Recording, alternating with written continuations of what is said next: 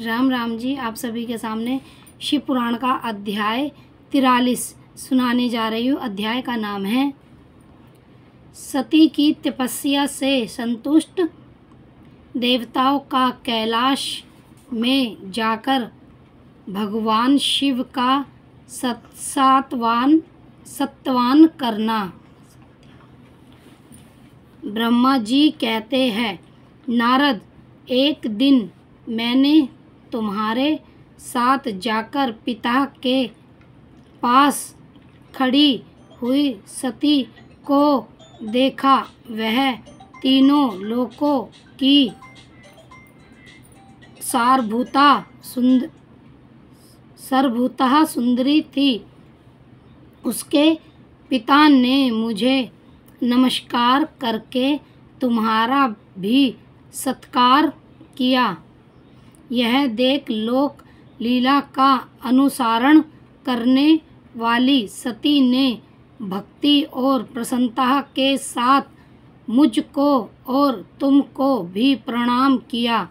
नारद तदनंतर सती की ओर देखते हुए, हम और तुम दक्ष के दिए हुए शुभ आसन पर बैठ गए। तत्पश्चात मैंने उस विनयशीला बालिका से कहा, सती, जो केवल तुम्हें ही चाहते हैं और तुम्हारे मन में भी एकमात्र जिनकी ही कामना है, उन्हीं सर्वज्ञ जगदीश्वर महादेव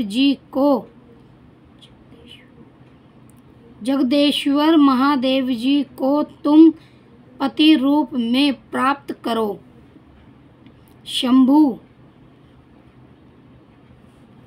जो तुम्हारे सिवा दूसरी किसी स्त्री को पत्नी रूप में ना तो ग्रहण कर सके हैं, ना करते हैं और ना भविष्य में ही ग्रहण करेंगे, वह ही भगवान शिव तुम्हारे पति हो।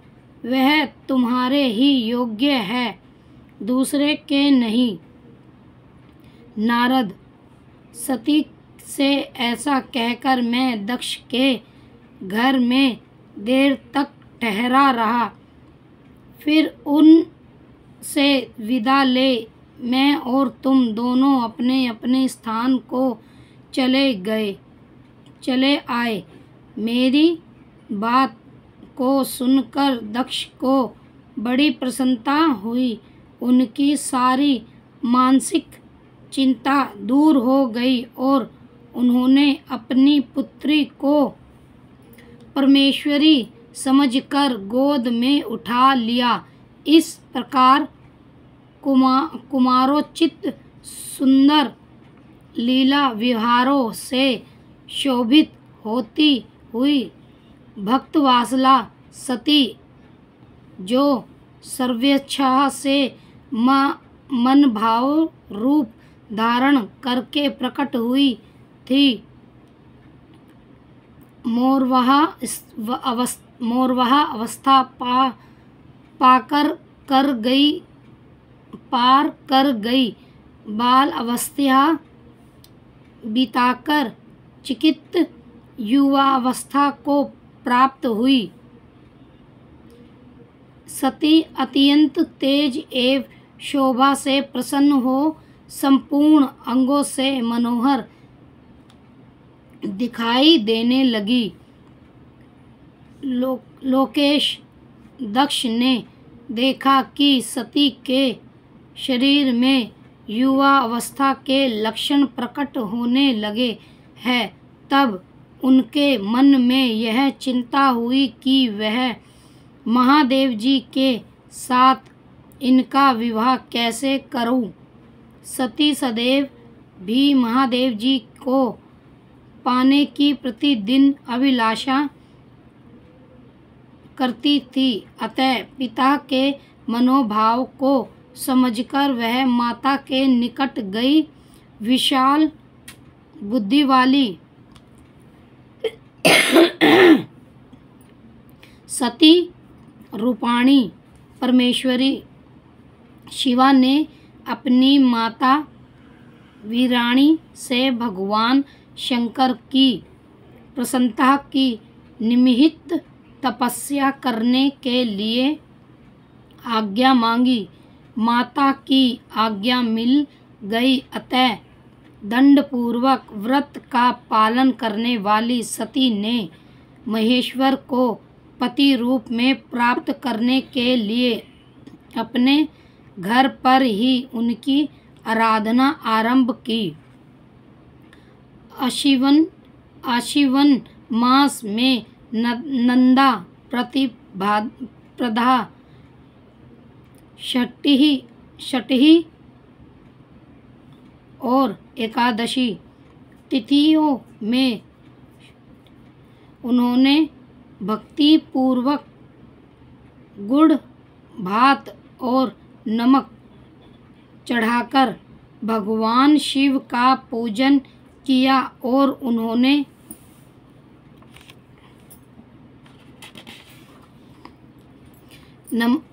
नमस्कार करके उसी नियम के साथ उस मास को व्रतिहित किया।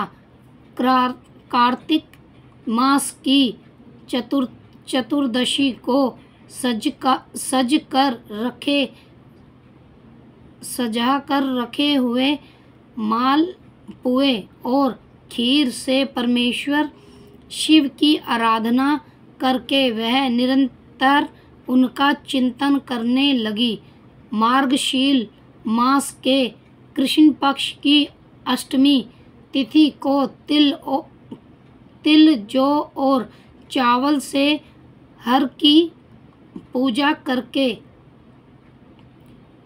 ज्योतिमय दीपक दिखाकर अथवा आरती करके सती दिन बिताती थी। पौष मास के शुक्ल पक्ष की सप्तमी को रात भर जागरण करके प्राप्त काल खिचड़ी का निग्रह लगा वह शिव की पूजा करती थी। मेघा की पूर्णिमा को रात में जागरण करके सवेरे नदी में नहाती और गीले वस्त्र से ही तट पर बैठकर भगवान शंकर की पूजा करती थी। फागुन मास के कृष्ण पक्ष की चतुर्दशी तिथि को रात में जागरण करके उस रात्रि के चारों पहरों में शिवजी जी की विशेष पूजा करती और नटतो द्वार नकट भी करती थी। चैत्र मास के शुक्ल पक्ष की चौथी दशी को वह दिन रात शिव का सिमरन करती हुई समय बिताती और टाट के फूलों तथा दावनों से भगवान शिव की पूजा करती थी। वैशाख शुक्ल तिथि को सती तिल का आहार करके रहती और नए जौ के भात से रुद्रदेव की पूजा करके उस महीने को बिताती थी। ज्येष्ठ की पूर्णिमा को रात में सुंदर वस्त्रों तथा भटकटिया के फूलों से शंकर जी की पूजा करके वह निग्रह रहकर ही वहाँ मास व्यतीत करती थी। आषाढ़ के शुक्ल पक्ष की चतुर्दशी को काले वस्त्र और भेंट चढ़ाया के फूलों से वह रुद्र का पूजन करती थी। श्रवण मास के शुक्ल पक्ष की अष्टमी एवं चतुर्दशी को वह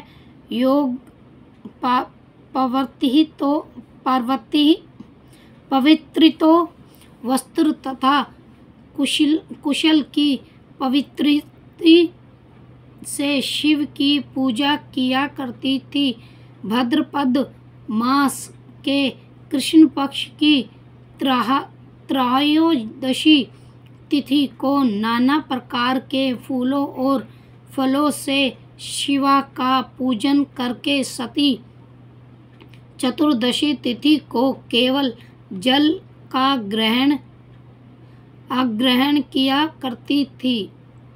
भांति भांति के फूलों फलों और उस समय उत्पन्न होने वाले अन्न द्वारा वह शिव की पूजा करती और महीने भर अत्यंत नियमित आहार करके केवल जप में लगी रहती थी। सभी महीनों में सारे दिन सती शिव की आराधना में संलग्न रहती थी। अपनी इच्छा से मानव रूप धारण करने वाली वह देवी दंडपूर्वक उत्तम व्रत का पालन करती थी। इस प्रकार नंदा व्रत को पूर्ण रूप से समाप्त करके भगवान शिव में ध्यान भाव रखने वाली सती एक गृहचित हो बैठे प्रेम से भगवान शिव का ध्यान करने लगी तथा उस ध्यान में ही निश्चल भाव से स्थित हो गई। मुने इसी समय सब देवता और ऋषि भगवान विष्णु और मुझको आगे करके सती की तपस्या देखने के लिए गए। वह वहां आकर देवताओं ने देखा सती मूर्ति बनी दूसरी सिद्धि के समान जान पड़ती है। वह भगवान शिव के ध्यान में निमग्न हो उस समय सिद्धावस्था को पहुंच गई थी। समस्त देवताओं ने बड़ी प्रसन्नता के साथ वहां दोनों हाथ जोड़कर सती को नमस्कार किया। मुनियों ने भी मस्तक झुकाए तथा श्री हरि आदि के मन में प्रीति उमड़ आई। श्री विष्णु आदि सब देवता और मुनि आश्चर्यचकित हो सती देवी की तपस्या की भूरी भूरी प्रशंसा करने लगे। फिर देवी को प्रणाम करके वह देवता और मुनि तुरंत ही गिरिश्रेष्ठ कैलाश को गए जो भगवान शिव को बहुत ही प्रिय है। सावित्री के साथ में और लक्ष्मी के साथ भगवान वसुदेव भी प्रसन्नता पूर्वक महादेव जी के निकट गए। वहां जाकर भगवान शिव को देखते ही बड़े विग्रह से प्रणाम करके सब देवताओं दोनों हाथ जोड़ विनम्र भाव से नाना प्रकार के स्तोत्र द्वारा उनकी स्तुति करके अंत में कहा, प्रभु आपकी सतह रज और तम नामक जो 3 शक्तियां हैं उनके रंग आदि वेग आसहा है। वेदयात्री अथवा लोकयात्री आपका स्वरूप है। आप शरणगतों के पालक है तथा आपकी शक्ति बहुत बड़ी है, उसकी कहीं कोई सीमा नहीं है। आपको नमस्कार है। दुर्गा पते जिनकी इंद्रियां दुष्ट है वश में नहीं हो पाती उनके लिए आपकी प्रति का कोई मार्ग सुलभ नहीं है। आप सदा भक्तों के उद्धार में तत्पर रहते हैं। आपका तेज छिपा हुआ है। आपको नमस्कार है। आपकी माया शक्ति रूपा जो आहार बुद्धि है उससे आत्मा का स्वरूप ढक गया है। अतएव यह मूढ़ बुद्धि जीव अपने स्वरूप को नहीं जान पाता। आपकी महिमा का पार पाना अत्यंत कठिन ही नहीं सर्वथा असंभव है। हम आप महाप्रभु को नमस्कार मस्तक झुकाते हैं। ब्रह्मा जी कहते हैं, नारद इस प्रकार महादेव जी की स्तुति करके श्री विष्णु आदि सब देवता उत्तम भक्ति से मस्तक झुकाए। प्रभु शिवजी के आगे चुपचाप खड़े हो गए।